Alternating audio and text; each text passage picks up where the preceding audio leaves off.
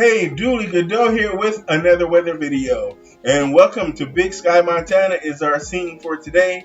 And this is a live view of what's going on in Big Sky. And as you can see, you may see some flickers on the camera. They're actually having some mixed precipitations of rain and snow mixed right now. And some of that wet weather is going to move into the upper Midwest as part of that big storm that's been affecting the entire western half of the nation. So let's jump into our WSB3 map and take a look at the current conditions across America. As we take a look at what's going on across America, you see a very colorful map, especially toward the western half of the nation. As you can see those fire red flag and fire danger down in Texas. As far south as the San Antonio area could see the potential for a fire danger, but we're going to talk about what's going on across the upper Midwest and the high plains today, because that's where we have a very strong Pacific storm that's working its way out of Southern California, and it's going to rotate its way across the mountains and into the plains today. And by tomorrow, we could be looking at some severe weather across not Ohio, but Iowa and Minnesota, parts of Wisconsin and Illinois, northern Missouri could be seeing those thunderstorms. So let's take a look, a close-up of what's going on across the upper Midwest.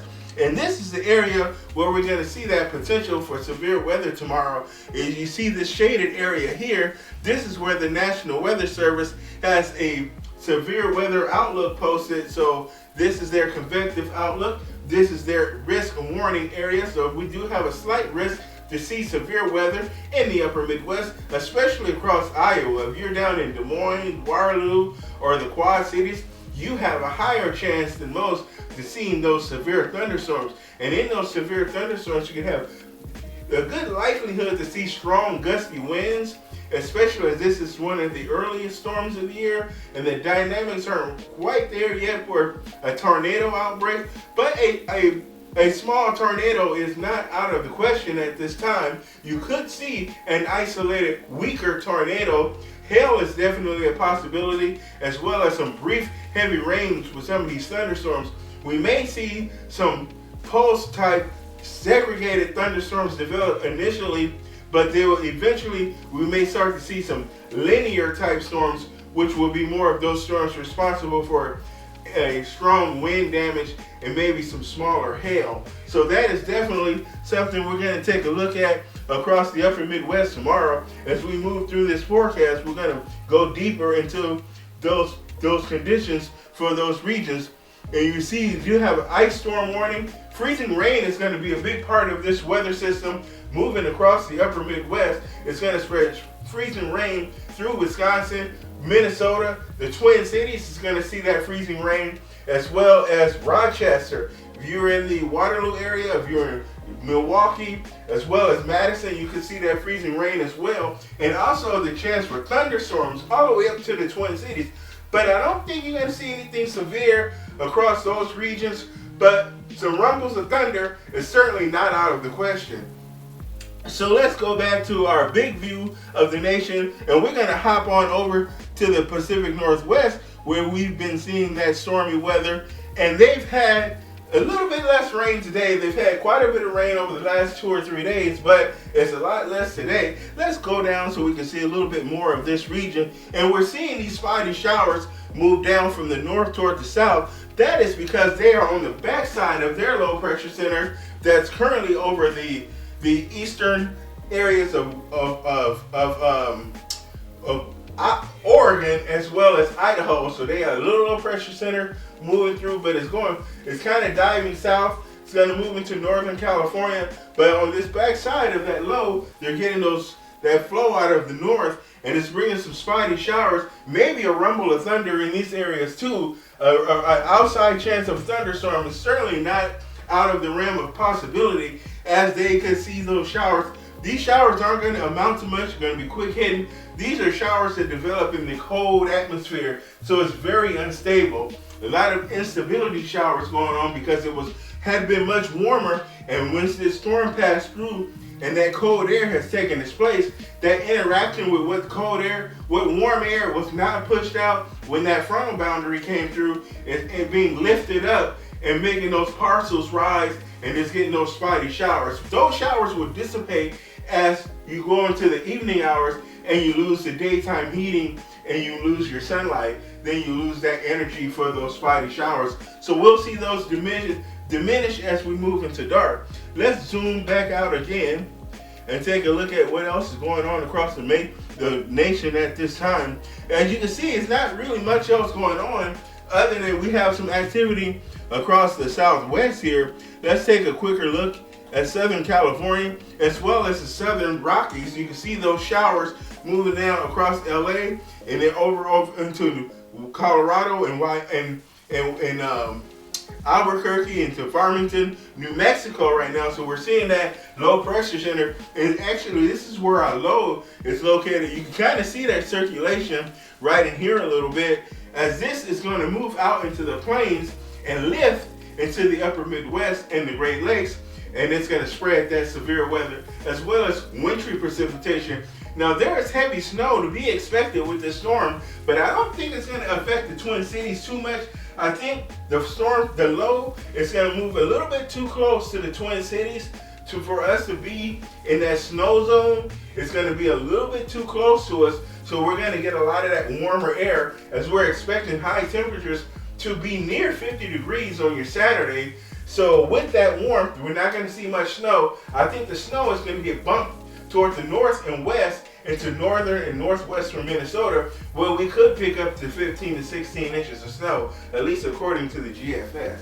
So let's zoom back out and take a big view of the country again. As you can see, this is a lot of activity here that's going on. We're seeing special weather statements from the National Weather Service. Now let's take a look at what this one says. And right here we have elevated burning danger expected. So due to dry and windy conditions, there's a chance for that you could see a fire danger as well. So there's a lot of areas that's experiencing fire danger right now because it's been pretty dry and very warm. It's been in the 80s in a lot of these locations across Tennessee and North Carolina and Kentucky, Virginia. You've been seeing those temperatures reach the 80s, almost all the way to New York City. You've seen the 70s. But we've definitely seen those 80s across Florida. We've seen them in Mississippi and Alabama, as well as back into Texas. The Houston area has seen those 70s and 80s. That will continue for a few more days before that big Midwestern storm sweeps through. And I'll show you a big, significant cool down that's going to come toward the end of next week. We'll take a look at that. And so we'll take a look at a little bit of a medium range look at the forecast, but we definitely want to dive into that big storm across the upper Midwest. That's been a look at the things across the nation right now. Let's jump into that forecast. Okay, here we are going to jump into the meat and potatoes of this weather forecast. And our theme for this system is winter weather. But there is a bit of spring weather out there as we're going to see those thunderstorms across the upper Midwest for tomorrow, Sunday, and into Monday. But it's going to move east and a little bit southeast as we move forward into time. And that storm system makes its way toward the East Coast and the Northeast. And then there is a secondary system that's going to come down below across the southern jet stream and move off into the northeast and east coast, which could become maybe a possibility of a nor'easter into midweek next week. But we'll talk about that a little bit later. So let's move on ahead and let's look at the storm impacts. And I think one of the areas that's going to be hit the hardest by this storm system is going to be Des Moines. So I wanted to focus on Des Moines, where they have I think they're going to have an enhanced chance of seeing those thunderstorms. That doesn't necessarily mean severe thunderstorms, but they do have a high probability of seeing some thunder out there. Some of those storms could be severe, and the tornado risk is very marginal right now. I don't see the dynamics in place. We don't have a lot of CAPE, but you don't really need, we have about 600 to 700 joules of CAPE, but you don't really need that much CAPE for tornadoes. But you do need CAPE for hail, so we get a slight risk for hail because the CAPE isn't that impressive. It's impressive for this time of the year, but again, this time of the year, our fuel for the thunderstorms is not necessarily Cape and that instability, but it's instability caused by a frontal boundary in the area. So as a frontal boundary pushes through, it's going to lift that warm air out ahead of it, and it also pulls in that warm air, kind of runs parallel. It's called theta E advection. So it's going to have a bit of theta E advection that's going to rise all the way up into the upper Midwest and into Minnesota, and that warm air is going to wrap around that area of low pressure. It's going to create the twisting in the atmosphere you need, but it's going to be influenced by that big area of low pressure that's coming up from the southwest. So that's where our tornado threat, I think, exists. Is with that. It's gonna. If we see a tornado, it's going to be around that convergence zone from that frontal, that low pressure, where that warm air front, that warm boundary lifts to the north, and that cold front sweeps in behind it from the west and northwest. That cold front is kind of sweeping. You're going to see that twisting, that shear, that bulk shear in the atmosphere that may be able to spin up a weak tornado or two. Hail is going to be a possibility with this storm system because of that shear. And then wind, I don't think we're going to see a big wind threat with these thunderstorms unless we get those linear storms. If it gets that linear storm, if you get a squall line developed, then we could see that high wind threat as those downdraft winds move out ahead of the storm as it progresses eastward. Let's take a look at our this is a little help to help you understand how we rate thunderstorms, and this is to understand the severe thunderstorm risk categories. And you have a thunderstorms. This one here is just generic garden variety pulse thunderstorms. They pop up in the afternoon, rain themselves out. They probably last about half hour, and that's it. Nothing really, no damage is really caused. You don't really see hail. It may be a brief rain shower and some thunder and lightning, and that's about it. But then you have a marginal risk. This is kind of like the minimums for a severe storm, and this is isolated severe storms, not really very organized, kind of brief pulse thunderstorms as well. Then you get into the slight risk when you can see, and this is kind of where we are, especially across Iowa with these thunderstorms that we're going to see tomorrow. And when you get into the slight risk, this is a little bit more organized severe storms possible. This is going to be, again, shorter lived thunderstorms, but they will be widely spread and isolated. But they can be quite intense, especially to have a lot of downdrafts and microbursts with these, because they tend to be discrete cells, so they're not necessarily big linear storms. Then we get the enhanced, where we can have numerous severe thunderstorms. This is what we see when we get those big squall lines and those linear thunderstorms, or you get a intense supercells. When you get discrete supercells, that's when you get those tornadoes and things like that. You start to see that's the beginning of those tornadic thunderstorms. And then you get into this is when you get into the big those big multi-cell clusters. This is when you get the big thunderstorm clusters, or you get the CVS, the convective systems. You get those rotating thunderstorms, not just discrete supercells, but you get those multi-cell where it's clusters of thunderstorms, and they kind of rotate around each other. They kind of create its own area of low pressure system. And then you get the high, which is kind of when you have all-out disaster and F4s and F5 tornadoes, numerous outbreaks. This is your severe thunderstorm or tornado outbreak category here. That's what you don't want to see. But it's a little bit early for that. I don't think we'll see anything like that. So let's move on ahead. This is what the Severe Storm Prediction Center is predicting for tomorrow as far as the main threat. Here you do see that slight risk of severe weather, especially across central Iowa. Des Moines, Quad Cities is here, Waterloo, Cedar Rapids. But those thunderstorms, you're going to see a marginal risk into southern Minnesota, as well as southwestern Wisconsin, northwestern Illinois, and northern Missouri, you can see a marginal risk of a severe thunderstorm. But then everywhere else is just general thunderstorms. This is rain and thunderstorms, non-severe thunderstorms. So that's going to reach possibly in the Twin Cities. It's why I think that we think that we're going to see a chance for thunder across the Twin Cities tomorrow. And the other threat with this storm system is going to be freezing rain. My arch nemesis is freezing rain.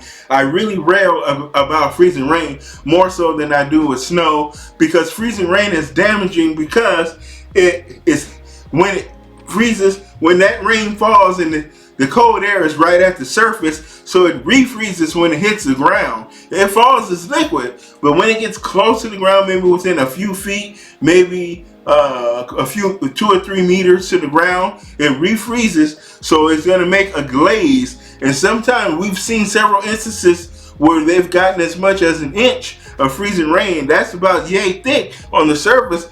I mean, it's impossible to drive on that. Forget about walking on that. I don't care what kind of shoes you have on. You have that much freezing rain, that much ice and glaze on the ground, you're going to be looking at your feet flying in the air as you're falling on your butt. Because I can pretty much guarantee you that disaster right there. And it's a really bad thing because it's hard on the trees. The ice gets heavy, sticks to the branches break.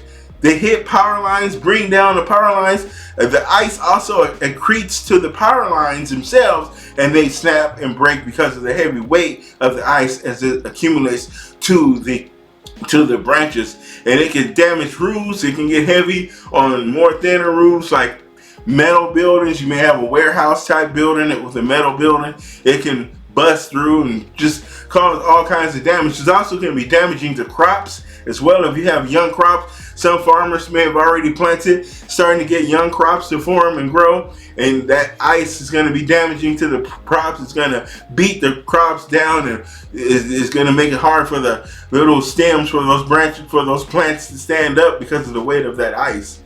So this is for Minnesota, this is the thunderstorm probability for tomorrow. As you can see, that slight risk comes right up to the Minnesota and Iowa border. So it comes right up, but we do have that marginal risk across southeastern Minnesota. So if you're just south of Rochester, say if you're in Owatonna, Albert Lee, you can see that marginal risk of severe thunderstorms, Owatonna, Faribault, as well as if you're in Red Wing or Winona, you may see that. But then the rest of the Twin Cities area could see that general thunderstorm. So nothing severe expected across the Twin Cities. But it will be kind of exciting to see some lightning for this time of the year. Hear some rumbles this early in the month of March. It's not unheard of, but it is kind of rare. So here's a look at the snow probabilities. This is the probability of an inch or more of snow. I think that because of the warm air, our high tomorrow is going to be about 47 degrees. So I think that warmer air is going to prevent us from seeing too much snow here in the Twin Cities. But if you cross the far northern Minnesota towards North Dakota, you may pick up several inches of snow. I saw some other model runs that said could be as much as 15 to 16 inches across portions of northern Minnesota. We're going to have to watch and kind of see how that pans out. I have doubts that that's going to pan out. For one, is how dynamic the storm system is. And I kind of believe that once that cold air settles in, that most of the precipitation is going to have left the area. So that cold air is going to exist without any precipitation to work with. It's going to be cold enough to get that much snow, but I have doubts that we're going to actually see the precipitation at the time. Because when I look at the dynamics of this storm, it doesn't have a very solid precipitation shield that I think is going to develop around it. And that convergence zone across the northeastern side, the northwestern side of the storm is not going to be there for the most part to produce that heavy snow. So it's going to be a little bit weaker convergence going on there. So, or a little bit weaker that divergence zone there. So I think it's going to be a little bit weaker. It's not going to produce as much dendritic flake, then that dendritic zone is not going to be as productive. So if we get a high amount of snow, it's going to be the far northern sections of Minnesota, like maybe around Embarrass, north of Brainerd, and maybe Fergus Falls. You may see that heavy snow potential. But I have my doubts about it. So I'm just letting you know right now, if you're a snow lover, don't hold your breath. If it pans out, I will be excited for you, no doubt, but I have my doubts about this storm. So here's a big look at the national look of the ground surface.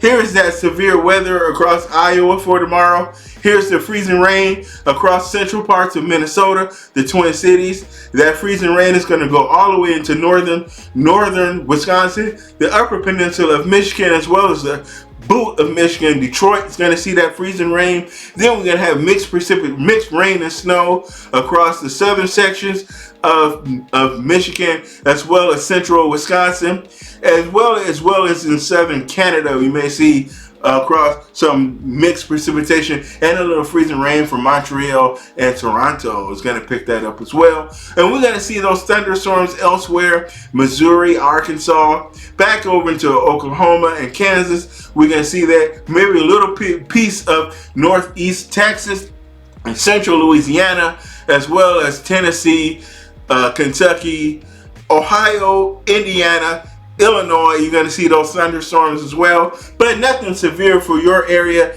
Maybe on Sunday we could see a little bit of severe in this region. I think the severe is going to go a little bit further south as that storm kind of starts to move more towards the east than it does the northeast. If it keeps on this track, it's kind of making a track this way, which is why that low pressure center is going to ride over us here. So I think it's going to be a little bit too close to us for us to be on that backside to pick up that heavy snow. That's one of the reasons why I have doubt about that snow forecast.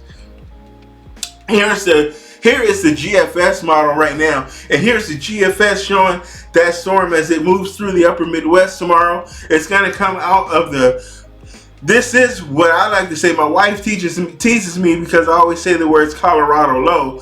I call these systems it's not just me that call them, but that's kind of the official term because they form right in this area here, and they tend to move out across the plains and into the upper Midwest or the Great Lakes. So as you can see on the GFS, it's going to bring, and you see that heavy snow band across the north side of that storm system. I don't doubt that the snow will be there. I just doubt we're going to see it in Minnesota in that way.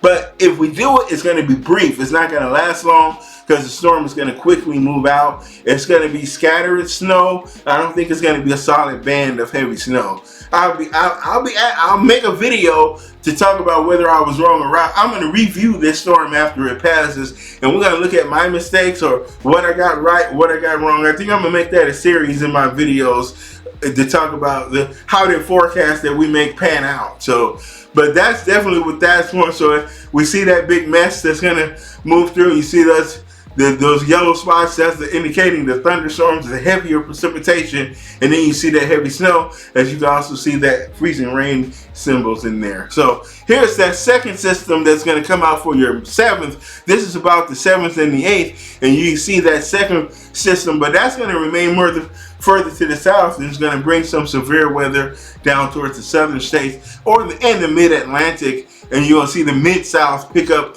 that severe weather risk right there. Not a whole lot of snow is going to be associated with that. So here's a look at what our cape looks like, and you can see that cape for tomorrow move through Iowa, the highest cape. That's about 600-700 joule kilograms of cape right there. It's enough to get some thunderstorms going. You may see a tornado, but you don't necessarily need that much cape to see a tornado, but you do need a lot of cape to see hail. So that's why I think we may see some smaller hail. I don't expect to see golf balls falling from the sky from this. I won't look to see that until sometime in April, especially May is when I look to see golf balls fall from the sky, but certainly not with this. But some small pea-sized hail, maybe some nickel-sized or dime-sized hail might be not out of the question. But I'll be surprised if we see a tornado. Honestly, I don't have much faith in there being a tornado, although the risk is there, but I don't honestly think that it's going to be enough quite to get that going. So So here's the snowfall forecast, and you can see this is what the GFS paints for this snowstorm, and you see this dark reds and magentas. That's indicating, if you can see, I don't know if you can see this, but that's about that 15 to 16 inch range. This is what it's projecting.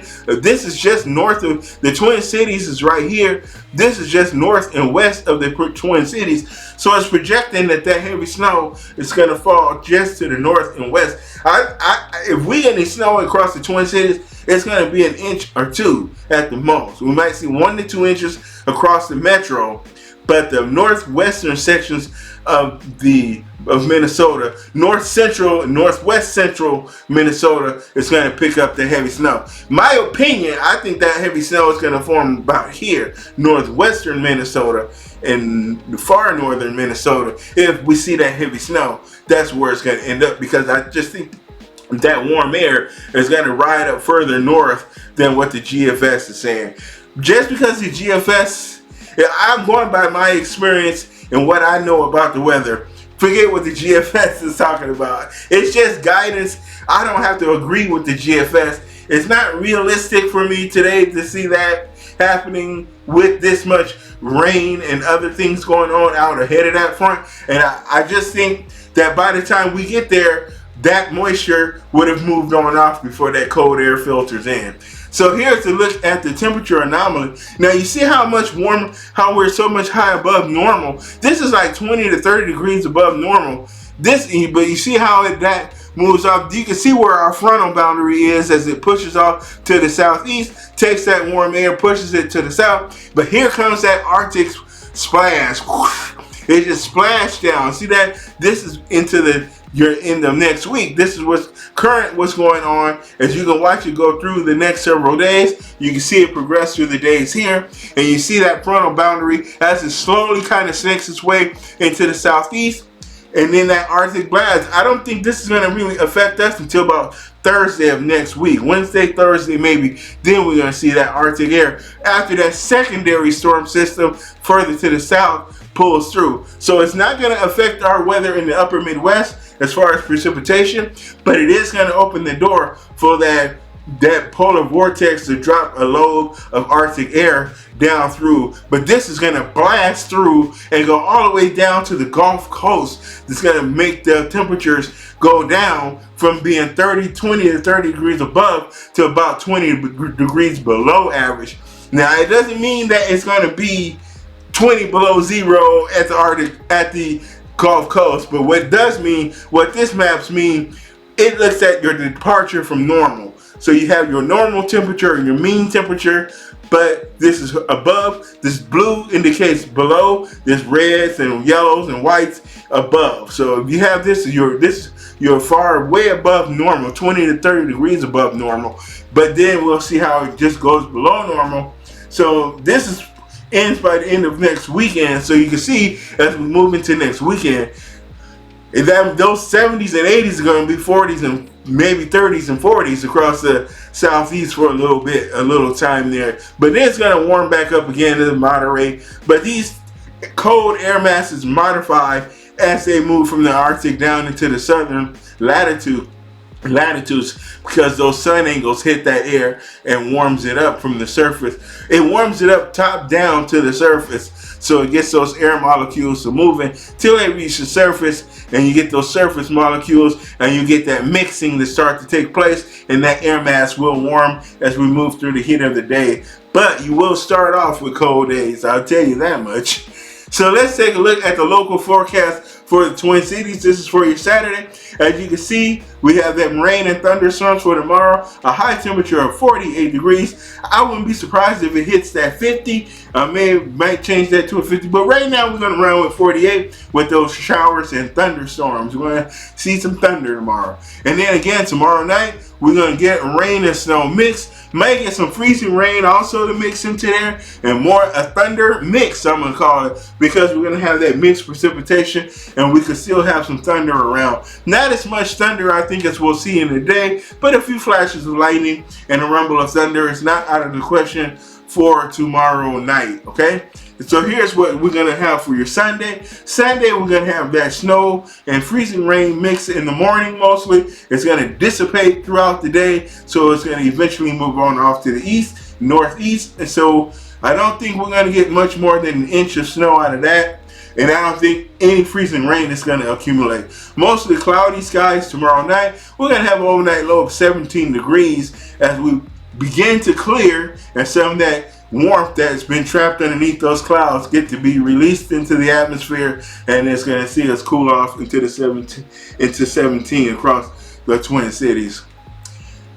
Here's the forecast for other locations across the upper Midwest that's going to really be affected by the storm. So we have Des Moines that's going to see those showers and thunderstorms. They're going to have a high temperature of 68 degrees with an overnight low of 39. You folks in Chicago, you're going to see those thunderstorms, especially come in toward later in the day. You'll see those thunderstorms. So you'll have some sunshine in the morning, but then those showers and thunderstorms will move in on you too. And you're going to get into that freezing rain as well, especially into the nighttime hours. You'll have a high of 66 with an overnight low of 35. Also up in Milwaukee, we'll see the same thing as nearly Chicago, but it will be somewhat cooler, 57 degrees for your high tomorrow, but you'll see sunshine, some sun in the morning with increasing clouds, showers and thunderstorms, and freezing rain in the later toward the end of your day.